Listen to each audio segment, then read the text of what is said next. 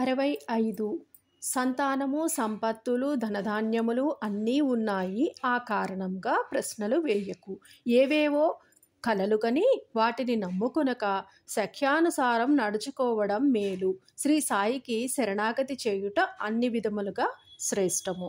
66 వాక్యుద్ధములు విడిచిపెట్టుము, నమ్మకమును ఓర్పును కలిగి ఉండుము. 67 శ్రీ సాయిబాబాను స్మరించుచు ఉన్నట్లయితే 9 మాసముల పిదప కోరినది అగును. 68 విశ్వాసముంచుడు. పాడ్యమి నుంచి పౌర్ణమి లోపల పని జరుగును. ఊహించని సంఘటనములు జరుగును. 69 తర్కం వలన వాదోపవాదములు పెరుగును. విశ్వాసపరులకు వచ్చిన కష్టములు వచ్చినట్లే పోవును. 70 శ్రీ సాయినాథుని స్మరించుటచే రోగ విముక్తి, కార్యసఫలత కలుగును. శ్రీ సాయిని మరచిపోవుట చేతనే ఈ కష్టము వచ్చినది. 71 గర్వమును అహంకారమును విడిచి శ్రీ సాయి చరణ సందర్శనము చేసినచో కార్యము సంపన్నమగును.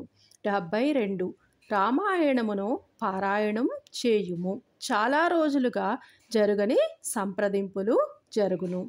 73 అనేకుల సహాయ మందిననే గాని కష్టముల నుంచి తేరుకొనవు. శ్రీ సాయి మహిమ ఏమిటో తెలుసుకొందువు.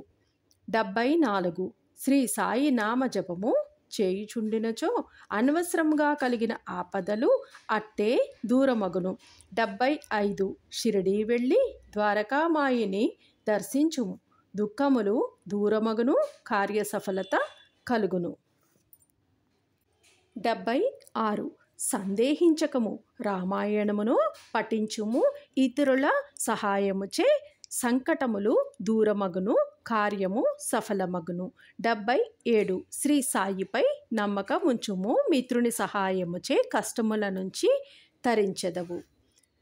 78 నీ చుట్టుప్రక్కల అనేక మంది దుష్టులు, దుర్మార్గులు ఉన్నారు. నువ్వు వారితో కలివిడిగానే ఉండు, కానీ ప్రవర్తన విషయంలో మాత్రం ప్రత్యేకముగానే ఉండు.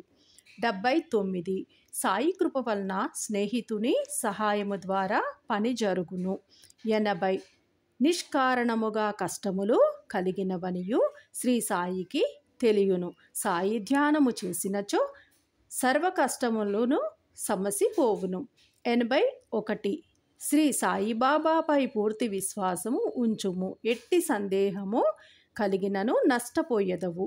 మిత్రుని తోడు తీసుకొని పోవుటచే సర్వకార్యములను సక్రమముగా జరుగును.